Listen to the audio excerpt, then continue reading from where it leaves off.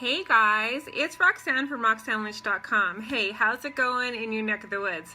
Call me crazy. I know this is a taboo subject that I want to jump into. It's been on my mind actually for a couple days, and it actually come to head yesterday when I finally was able to just make some magic work and add up all my little bits and pay off my car 18 months early. And so I had some friends talking to me about money. And they were like, kind of what's going on here, Roxanne? And money for some people can be a big taboo subject. So I really want to get awkward. I'm really going to be getting honest. I'm going to get a little bit raw, and I'm definitely going to be real because I think it's important to talk about this. I really think that a lot of women want to talk about money. A lot of women want to talk about success, and I have to make sure that we all understand that success means different things to different people. And success, I think, brings ultimate happiness, and sometimes money is a partial component to that, and sometimes it's not. And I really am excited to share this, okay? I really want to talk about this. So you guys definitely, when you guys are coming in, definitely say hi. This is what I love to do. Help shake up some things. Talk about awkward stuff. Maybe make us think outside the box, or heck, obliterate the box so we can get some more fresh mindset ideas, get some inspiration, and definitely start doing things in a different way to get some different results, momentum, traction, and, some happiness within our life and our business, and definitely within our relationships too. Okay, so hey Lillian, it was a fantastic morning, and yeah, I said I was going to do this. Okay, so first of all, I really want us to think about our money mindset. And I know you guys know that I'm a country girl. You guys know that my dad built the cabin. Like, we lived in a 20 by 20 cabin. It was 3 miles to the bus stop. I'm not BSing you. Money was super snug. I used to ride my pony. It was an amazing journey. I was slightly illegal, but I got my first vehicle at the age of 12, and I was driving my brother and myself to the bus stop at the age of 12. So we lived a country life. We lived paycheck to paycheck. We lived, by a lot of bartering, sometimes begging, borrowing, no stealing, okay?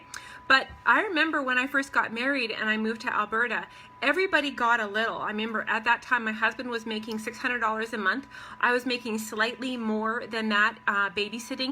And everybody got a little. The feed store got 20 bucks, the dentist got some, the mechanic got some, the tire store got some, the veterinary clinic got some. I remember I was denied my very first vacuum cleaner because I didn't qualify for a loan from the Electrolux guy, and I called my parents in tears. I was devastated, okay?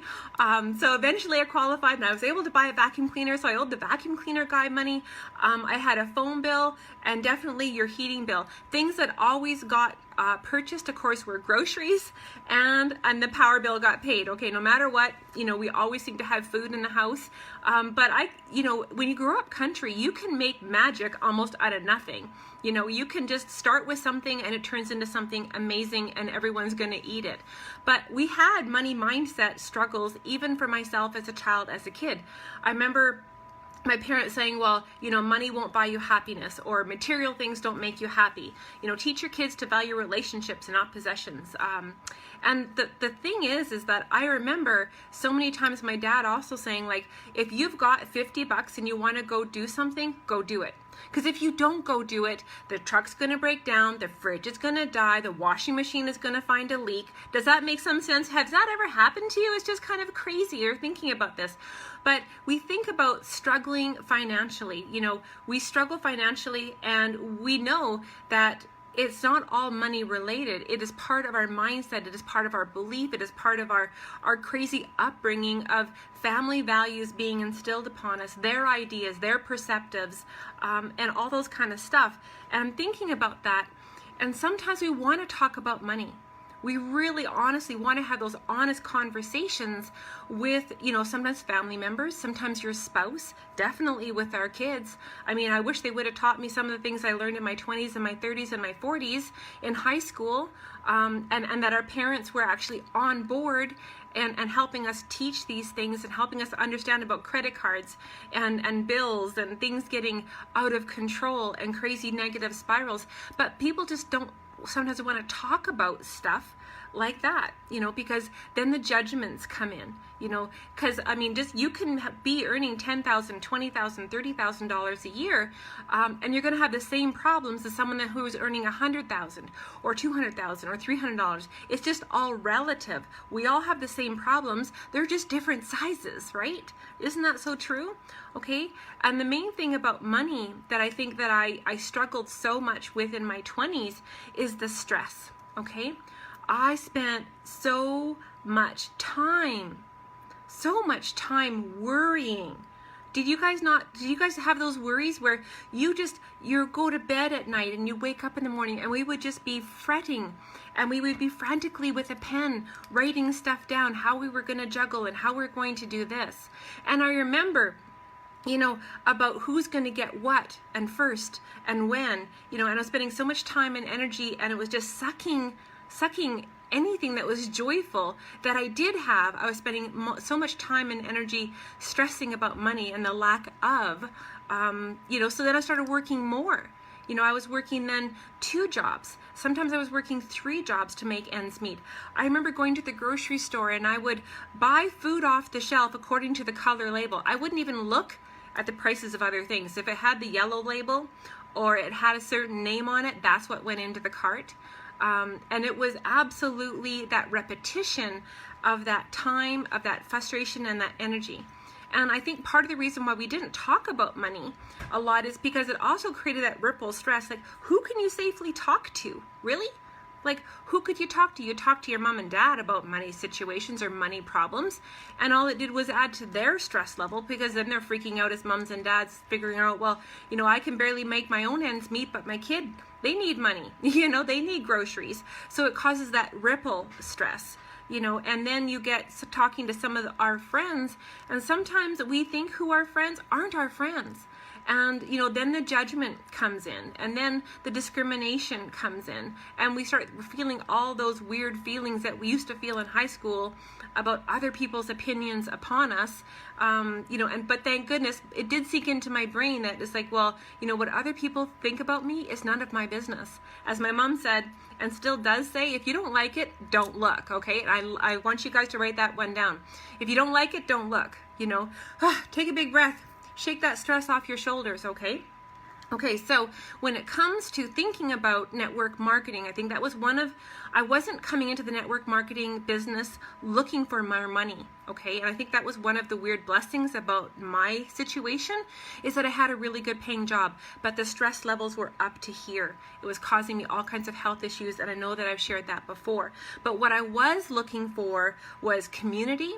I was looking for a sisterhood. I was looking for a culture where I could be nurtured as a woman and satisfied and given hope and encouragement. So when I did quit my job, and I did, and I probably did it all wrong, because I certainly wasn't earning enough in my home-based business at the time to do that, but I had this belief, and I believed that I could figure it out, because the 3 things that I had to do were make more friends, find a way to prospect that suited my personality and my skill sets, and find a way that I could follow up without creating myself stress or them stress, okay? And I think you can have the right team, you can have the right leadership, you can have the right training and support and encouragement and the right business, but if you haven't figured out a way to do those 3 things, you're not going to have that satisfaction within your business. You're not going to have that success, and you're not going to be able to have that little bit, because there wasn't a time in my life that I thought that, this business isn't for me. I'm never going to make a significant amount of income where I can quit my icky, stressful job. At that time when my job turned toxic, and then my network marketing business did have to become a need. But when you're coming to the table with what's in it for me, and you're trying to serve people, the money just goes away, because they just scatter like rabbits, because they know that you are chasing the sale. So I had to learn some things, okay? So one of the books that really helped me fix my mindset about money and learning how to strategize within paying my bills was actually given to me by a family member. I think it was about 1999, about 2000. I'm going to show it to you guys. It is called The 4 Laws of Debt-Free Prosperity, and you can see the names at the bottom. It's from Blaine Harris and Charles Kunrat with Lee Nelson. And this is something I've given my kids. This is something that I've given other family members. This was a huge wake-up call for me. And, you know, it's not talking about necessarily, you know, the rah-rah mindset stuff. It gives me the technical skills, because I wasn't very smart with my money for a long time, because I would rob Peter to pay Paul, okay? So 2 last tips I want to give you about money is you need to find a safe friend. You need to find a safe friend that you can talk to, and you need to tell them right up front, look, I don't want no judgments from you. I don't want your opinions from you. I just need a safe heart to talk to. From woman to woman, about my financial situation, maybe about your hopes and dreams, maybe about your expectations, so you can alleviate that stress. But they have to be a strong stressor. They have to be able to hold that within themselves. So make sure that you're picking a strong friend that, you know, understands that the conversation you have in these 4 walls or on the forest trail is going to be a safe place for you. You have to have a safe haven of expression. So you can be allowed to freely talk. The other thing is, and this is something that I personally did, is I asked for referrals.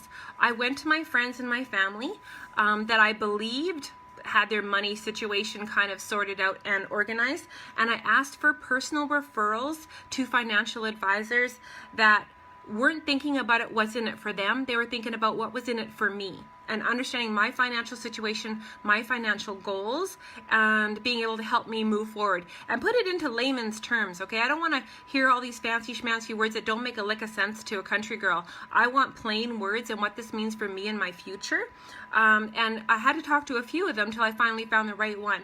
So ask your friends, especially on Facebook. We have a gazillion ways that we can have polls, we can have referrals, and sometimes that financial advisor doesn't even have to be in your hometown. So I think that's really, really stress-free, okay? So ultimately, we have to be having those abilities to remove and release ourselves from our past situations, and understanding that it's better to use as much of our precious positive time to move forward into the right situations of the activities that are going to bring us greater success. And sometimes the money is tied to success, but how can we show up and serve other people? Who can I help today? How can I help today? And doing those 3 things: making more friends, finding a precious, positive, easy way to prospect that fits you and your personalities, and definitely a stress-free way that fits your skill sets to be able to follow up with people, okay? And I think that is part of the reason that our team is having such success right now, is because we're able to plug people in to a very simple 1, 2, 3 step system, okay? And everyone, like I said, everyone's going to have their different successes due to their own personalities, their own skill sets they bring to the table. But like my dad used to say, and now he totally agrees with me. You know, we grew up in a world where we knew that if we got a really great job and we took care of our employer would take care of us. It hasn't been that way since what, the 50s, 60s? But I mean, that's what our parents grew up with, but it's not that way anymore. So we have to think about this. We can spend 40 hours a week doing a simple time for exchange for money, or we know we can do certain activities every day, something can give us joy anyway. And you know, they say in 2 to 4 years or 5 to 7 years, things are always shifting. It doesn't have to be that way, but the time is going to go anyway. So you may as well find joy and love in what we do every day. And especially if you're looking for culture, community, and sisterhood, you know where to go to be able to be plugged in on that, okay? So hopefully you guys got some value and shake some things up. Another great book, of course, there's all kinds of amazing books out there, but I know Jen Cesario has the other one about badass and money. That's another really great one that I've read and marked up voraciously. So you guys have a fabulous time. If you guys got some value, definitely mash those emoticons. And you know what? Ask me what the heck is going on in our life, and sharing is caring. So if your team needs some inspiration, definitely share forward, and I look forward to seeing you guys all on the sunny side of life tomorrow. Bye guys.